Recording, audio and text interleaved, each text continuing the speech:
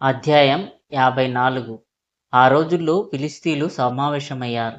ఇశ్రాయేలు ప్రజలు ఇశ్రాయేలీయులతో యుద్ధం చేయడానికి శిబిరం వేసినప్పుడు, ఇశ్రాయేలు ప్రజలు మొదటి యుద్ధంలో పారిపోయినప్పుడు వారు ఇలా అన్నారు: మనం యెహోవా నిబంధన మందసాన్ని తీసుకువద్దాం, బహుశా అది మనతో పోరాడుతుంది. ఎందుకంటే హోరేబులో మన పితరులకు యెహోవా నియమించిన సాక్ష్యాలు అందులో ఉన్నాయి. మందసం పైకి వెళ్ళినప్పుడు వారు శిబిరంలోకి వచ్చినప్పుడు ప్రభువు ఉరుముతో ఇలా అన్నాడు: ఈ సమయం అరణ్యంలో ఉన్న సమయంతో సమానం. వారు నా ఆజ్ఞ లేకుండా మందసాన్ని తీసుకున్నారు మరియు వారికి నాశనం జరిగింది. అలాగే ఈ సమయంలో ప్రజలు పడిపోతారు మరియు మందసం తీసుకోబడుతుంది. నేను నా ప్రజల విరోధులను మందసం కారణంగా శిక్షిస్తాను మరియు వారు పాపం చేసినందున నా ప్రజలను గద్దిస్తాను.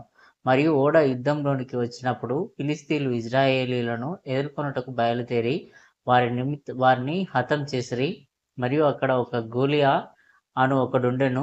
ఓడ దగ్గరకు వచ్చిన ఫిలిష్తీయుడు హేలి కుమారులైన ఓఫ్ని, ఫీనిషు, సీసు కుమారుడైన సౌలు ఆ మందసమును పట్టుకుని ఉండెను. గోలియా దానిని తన ఎడమ చేతితో పట్టుకుని ఓఫ్నీని, ఫీనెహాసును చంపెను. అయితే సౌలు తన కాళ్ళు తేలికైనందున అతని ఎదుట నుండి పారిపోయెను.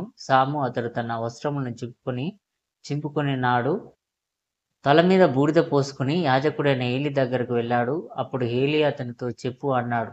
శిబిరంలో ఏం జరిగింది అని సౌలు అతనితో అన్నాడు. నీవు వీటిని ఎందుకు అడుగుతున్నావు? ప్రజలు నిరాశకు గురయ్యారు, దేవుడు వారిని విడిచిపెట్టాడు. ఇజ్రాయేలు: అవును, యాజకులు కూడా కత్తితో చంపబడ్డారు మరియు మందసం వారికి అప్పగించబడింది. ఏలీ మందసం పట్టుబడిన సంగతి విని ఇలా అన్నాడు: సమూయేలు నా కుమారుల గురించి మనం కలిసి చనిపోవాలని ప్రవచించాడు. కానీ ఆ మందసానికి అతను నాకు పేరు పెట్టలేదు. ఇప్పుడు సాక్ష్యాలు శత్రువులకు అప్పగించబడ్డాయి. నేను ఇంకా ఏమి చెప్పగలను? ఇజ్రాయేలు సత్యం నుండి నశించిపోయింది, ఎందుకంటే అతని నుండి తీర్పులు తీసివేయబడ్డాయి.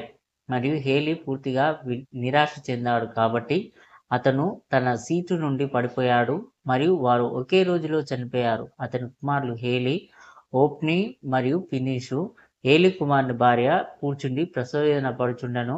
ఈ మాటలు విని ఆమె కడుపునంతా నొప్పులు వచ్చెను, కరిగిపోయింది. అప్పుడు మంత్రసాని ఆమెతో, ధైర్యంగా ఉండు, నీ ప్రాణం విసుగు చెందకూడదు, ఎందుకంటే నీకు ఒక కొడుకు పుట్టాడు అని అంది. ఆమెతో, ఇదిగో ఇప్పుడు ఒక ఆత్మ పుట్టింది, మనం నలుగురం చనిపోయాం అంటే నా తండ్రి అని అంది.